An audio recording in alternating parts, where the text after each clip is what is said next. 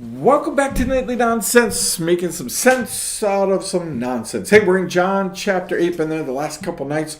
Talked about, right, who do you have by the hair, right? Talked about what are you doing with the people that you're dragging around.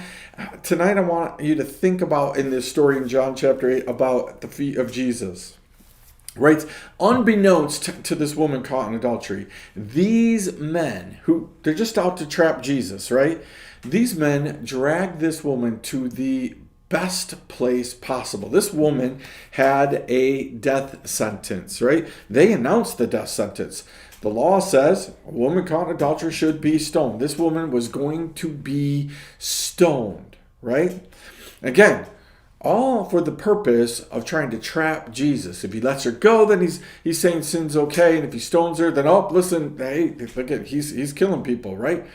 So again, they want him to uphold their interpretation of the law. Jesus came, right, to not only fulfill every single bit of the law, but to also give us the heart behind the law. What is the God's really looking at?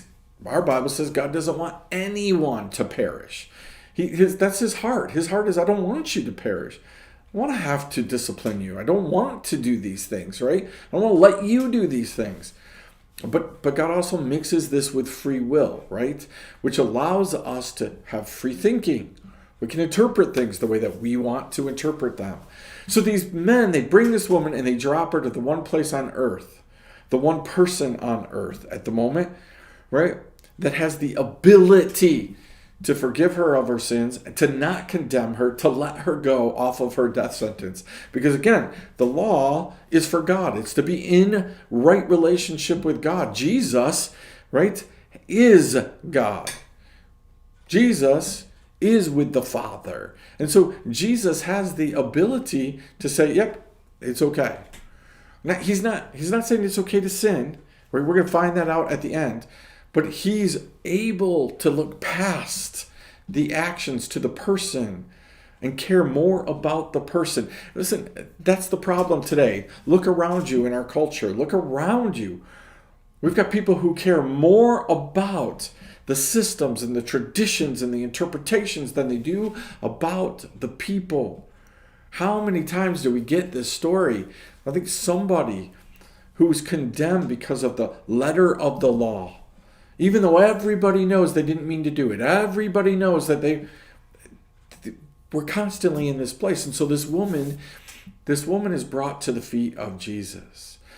Now again, when we catch people in sin, we have a choice. We can drag them around for days and days and years and years and years and years and years and finally maybe get them to Jesus. We've seen that happen. You've seen that happen. People, right, who have been carrying something for years and years and years and years and years and years and years, and finally on their deathbed, or maybe before that a little bit, they decide, right? They decide that they're going to let go of this finally. They're going to drop their rock finally. They're going to finally bring this person to Jesus. After you get done mulling it over, after you get done getting all the things you want out of it, your revenge, you beat somebody up, then you're going to bring somebody to the feet of Jesus. It's what we do. Our Bible tells us we need to bring them immediately to Jesus. How do I know that? Because Jesus said, listen, love your enemies. Pray for your enemies. Right? The second that somebody becomes your enemy, means they come up against you. Whether that's up here, whether that's here, whether that's in action, in word, in deed. As soon as somebody comes up against you, what do you need to do? Bring them to Jesus. Bring them to the feet of Jesus. That's what we're to do as Christians. This should be our number one concern.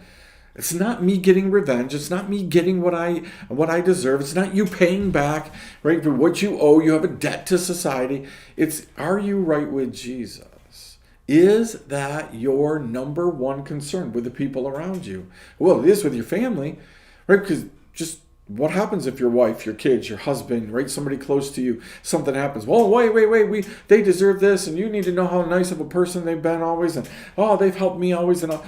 But what happens when that person becomes an enemy? All of a sudden, we want them to get what we think they deserve. The whole concept here about bringing people to Jesus is it's not about them getting what you think they deserve.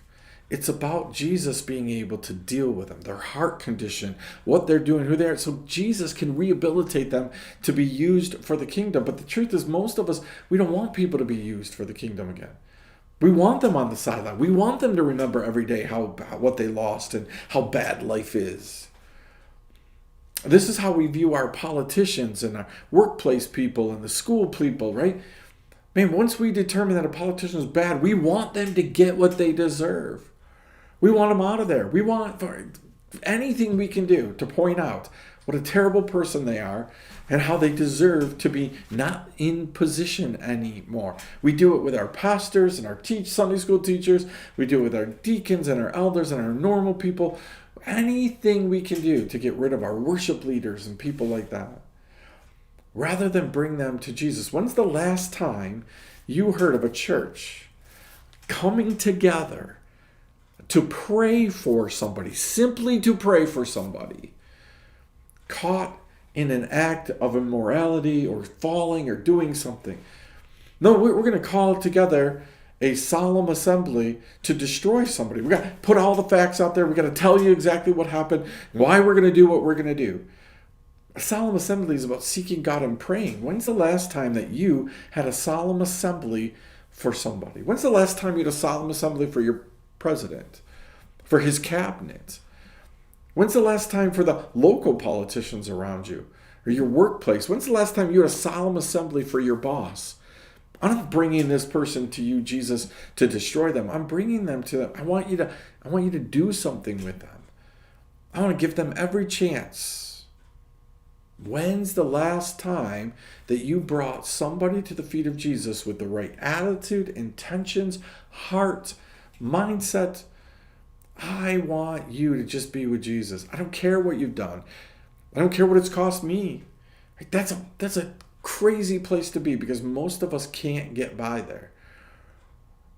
We can't get to a place where we're bringing people to the feet of Jesus and just leaving them there for Jesus to take care of. We bring them to the feet of Jesus and then proclaim, this person deserves death.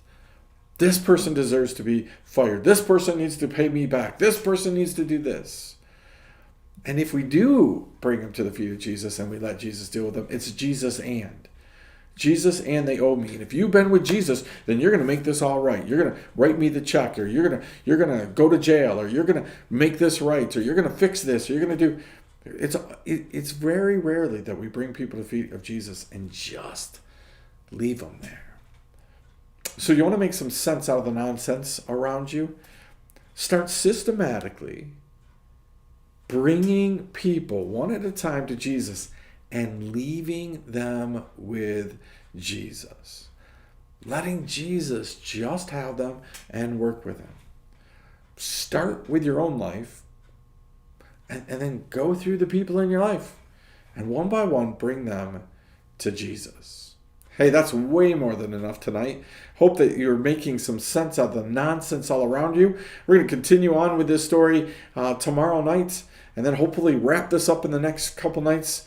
But I hope that you're really thinking about this whole idea. We'll see you next time. Nightly Nonsense.